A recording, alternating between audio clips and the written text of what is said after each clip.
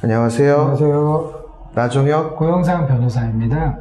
오늘은 저희가 데이트 폭력에 대해서 좀 얘기를 나눠볼까 합니다. 나 변호사님, 네. 데이트 폭력이라는 것이 어떤 법리적 용어는 아니지 않습니까? 예, 그렇죠. 어떤 데이트 네. 폭력의 뭐 정확한 의미, 어디까지 범위가 데이트 폭력이다 한번 좀 얘기해 주시죠. 네, 보통은 연인 사이에서 발생하는 육체적, 언어적인 이제 폭력 행동을 이제 뜻하게 되고요. 연인 사이에서 발생하기 때문에 피해자가 아무래도 가해자를 스스로 이제 설득해 보려고 하거나 이런 경향이 짙기 때문에 신고보다는 그런 쪽에 의존하는 경향이 짙은 그런 특성을 가지고 있는 이제 사건 유형이라고 할 수가 있겠습니다. 이제 데이트 폭력이라는 것이 이제 좀 형량이 이제 폭력을 가해서 상대방한테 이제 상해를 입히면은 네. 최대 이제 7년 이하의 징역. 네, 그렇죠. 그다음에 이제 칼이나 뭐 네. 가위 또 위험한 물건을 휴대해서 폭력을 행사할 경우에는 최대 10년 이하의 징역에 처하지 않습니까? 네. 그러면 이제 뭐 상습적으로 한다, 소위 말해서 폭력의 상습성이 인정이 되면 그 정한형의 2분의 1까지 가중이 되기도 하고요. 네, 예, 그렇죠. 요즘 이제 많이 가중처벌되는 경향이 있지 않습니까? 예. 최근에 그리고 우리 고 변호사님께서 네네네. 직접 또 데이트 폭력 사건을 처리하고 계시잖아요. 예. 뭐 어떤 사건이었나요? 그러니까 이게 좀 안타까운 사건이긴 했는데, 네. 이제 여자분이 이제 남자친구분하고 사귀다가 네. 이별을 통보하니까 전 남자친구가 이제 여자친구 집에 찾아와서 좀 폭행을 가하고, 연인 관계에서 이제 찍었던 동영상 등 네. 유포하겠다고 좀 협박을 한 사안입니다. 이 사안에서도 이제 그 피해 여성분이 그래도 예전에는 연인 네. 관계였기 때문에 네. 본인이 좀 어떻게 달래보려고 남자를 만나기도 하고 네. 또 대화를 계속 했는데 이제 그때마다 좀 폭행과 협박을 좀 당하셨어요. 네. 나중에는 이제 그거를 참다 못해서 이제 부모님한테 이제 얘기를 하고 네. 그래서 이제 저희를 좀 찾아와서 상담을 하게 된 사건입니다. 아무래도 그 여자분 입장에서는 이제 어떤 폭력 피해를 받는다는 것도 이제 큰 문제인데 무슨 성관계 동영상이라든지 그렇죠. 이런 걸 유포하겠다고 협박하면 정말 이제 공포심이 너무 클 수밖에 없겠네요. 그렇죠. 네. 이런 데이트 폭력이 조금 이제 다른 범죄하고 좀 다른 게 사실 어떤 사람이 폭력을 당했다던가 폭행을 네. 당했다던가 어떤 성범죄를 당하면 바로 도움을 청하거나 네. 고소 고발을 하는데 이건 같은 경우에는 어떤 내밀한 연인 관계의 일이기 때문에 네, 그렇죠. 당사자들이 약간의 네. 어떤 폭력이나 이런 성범죄가 있더라도 이거를 고소해도 되나 이제 이런 좀 의심이 되고 네. 그다음에 어떻게 본인이 뭐 가족이나 친구들한테 호소하고 이제 어떤 고민을 털어놓는 것보다는 본인이 어떻게 좀 해결하려고 하거든요. 네. 이게 조금 문제가 되고 좀 이제 더 네. 피해가 더 크게 좀 확대될 가능성이 좀 많이 있습니다. 네.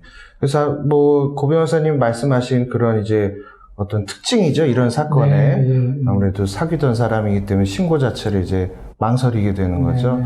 근데 요즘은 이제 또 사건 자체가 급증한 이유도 있지만 이제 신고 자체를 여성분들이 이제 용기를 내서 그렇죠. 하시는 경우도 이제 많이 늘어났기 네. 때문에 통계적으로 보면 2017년에는 14,000건, 그다음에 2018년에는 18,000건 정도 지금 경찰서에서 처리가 되고 있거든요. 그러니까 사건 자체가 늘어난 이유도 있지만 이렇게 급증하는 이유에는 여성분들이 이제 용기를 내서 신고하기 때문에 사건 자체가 늘어난 접수 사건이 그런 이유도 있는 것 같습니다.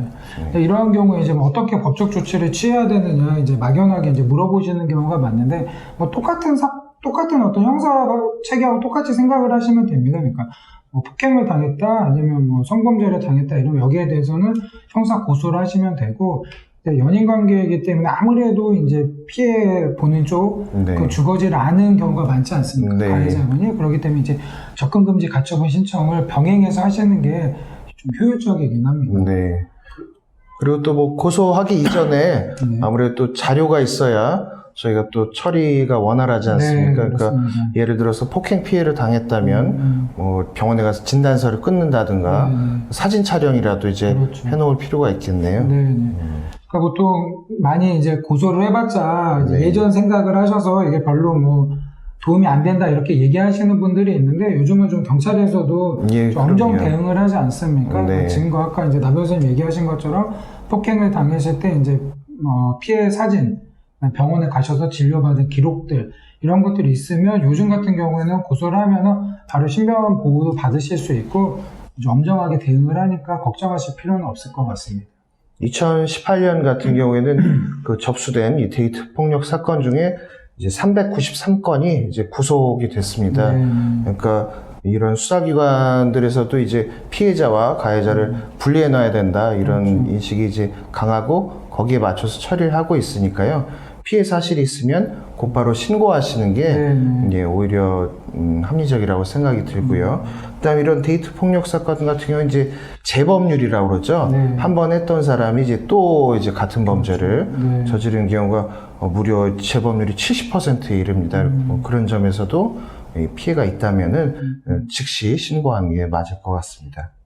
그 다음에 이제 또 한 가지 제가 좀 얘기하셔야 될 게 뭐냐면, 그러니까 형사, 법적 조치를 취하시고 나서도 또 이제 그러면 가해자들이 연락을 해옵니다. 만나자. 네. 이럴 경우에 이제 만나서 소위 우리 언론에서 볼 수 있는 안 좋은 더 큰 사건들이 발생할 수 있거든요. 그래서 본인이 만약에 형사적 어떤 법적 조치를 취했다. 그럼 그 절차에 이제 들어가면은 가해자가 전화 연락이 오든 만나자고 하더라도 그건 상당히 금하셔야 됩니다. 그리고 이제 가해자가 피해자의 어떤 주거지를 알고 있으면은 주거지를 이동하시든지 아니면 가족이나 친구들하고 당분간은 같이 생활하시는 게 필요합니다. 예, 그렇겠네요.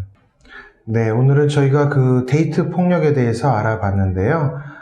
저희가 이제 같이 오늘 말씀드린 사항 외에도 더 궁금하시거나 뭐 같이 상의해 볼 만한 점이 있으시면 카톡이나 이메일, 댓글로 남겨주시면 같이 상의하고 또 이야기해 보는 시간 갖도록 하겠습니다.